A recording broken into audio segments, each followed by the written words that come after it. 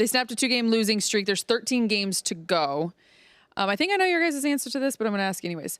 Do you think that win did anything to increase your confidence level of one of two things? One, both, whatever. That the team can make a push for the 8 seed. You guys just were talking about this, currently 2.5 games behind Phoenix. Or that they could flip the switch when the time comes and be able to make a deep playoff run. I'll take this one, Bresnahan. I don't want to sound like a cynical guy or Captain Negative, because I'm not at all. I enjoyed that win. I thought it was a complete game. Offensively, they were phenomenal. But I don't put much stock into it. I've seen this team play great. They're very capable of I don't want to interrupt you, sorry. Yeah, but let me add this so that I don't sound like a part of my hosting role. Austin did comment today at practice saying that from a mentality standpoint, not just versus the Atlanta Hawks, but he feels a shift in where the team is. So maybe 2 from that. I don't think so. I just don't think one win against the Hawks can do do it after you just lost the 2 most important games. If you had that switch, then you would have put it to use in the 2 most important games of the year. So the fact that you did against the Hawks on the second night of a back-to-back at home, you should smash that team. And they played great. So I'm not kind of buying that narrative. I hope. Does it give me more confidence? The answer is no. I already have confidence that they can make a run if they're put in the right position, but I just don't. It doesn't make me go, oh, they got it. I don't. And I don't see the 8 spot as possible. Brez, I liked your thought. I do. Because they are 3 games back with 13 to go. Can they go 8-5? And you mean the Suns got to go 5-8? That's yes. a lot. I'm going to give you the Suns' schedule though. Okay, they have a few throwaway games. Can the Lakers games. go 8-5?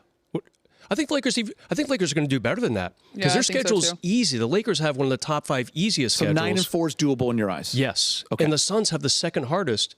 And Allie, they have 2. Their next few games. Their schedule's brutal. They better win their next few games. Okay, they have the Spurs a couple times, another crummy team. I forget who it is, and then their last 10 games. Check this out.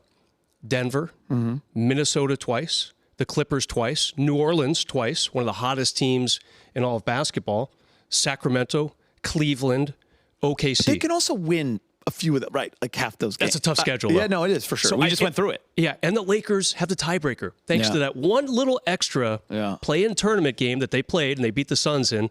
So they actually played the Suns 5 times. They went 3-2. So they have the tiebreaker. The Lakers' schedule is going to be really easy coming up, especially this road trip, the 6-gamer. It might be the easiest road trip I can remember. They played Milwaukee the first game, and then it is just... I love what you're selling. Yeah. If it was 2 games or 1, I'm all in. I just think 3's a lot, but it's possible for sure. It is. It's possible. It is. And if the Lakers get to that 7-8, it just changes their whole outlook. I mean, because I also think Denver's going to win the West.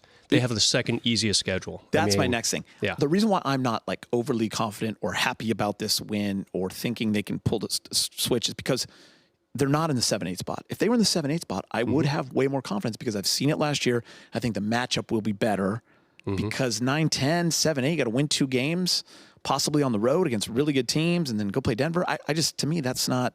We were just talking too about how worth it. Great the Lakers have you been don't want to play Denver, essentially at home, but on the road, just 12-20 this year. Yeah. Having said that, Darvin mentioned today, he obviously continued to reiterate just how much, as we all sit here, because it is our jobs to look at the standings and break down the schedule, et cetera. He made it very clear that this team has to just focus on themselves. Yeah. And I mean, it doesn't matter what any other team does, obviously, but I think if they're able to take advantage of the schedule and put themselves at least in that set, that's what we were all talking about before practice today, that 7-8 spot. Oh boy. I would be more confident if Jared Vanderbilt was on this team playing. I just feel like they would have that. The switch is not the right word. The ability, because they've already done it a year ago. That doesn't mean anything in sports. We all know that, but sometimes it does. Sometimes it can help you, or at least you can do it. You have the confidence to do it.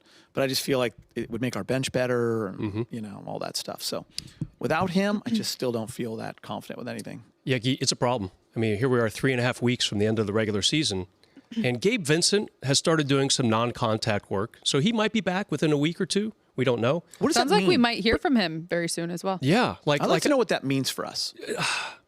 He's only played 5 games with the Lakers, right? I mean, so I don't know what it looks like. But my comparison is he's at least out there and we're getting updates. Vanderbilt's not even doing non-contact work. Yeah. He's not running. He's not working out with one-on-one drills, jumping with player personnel coaches.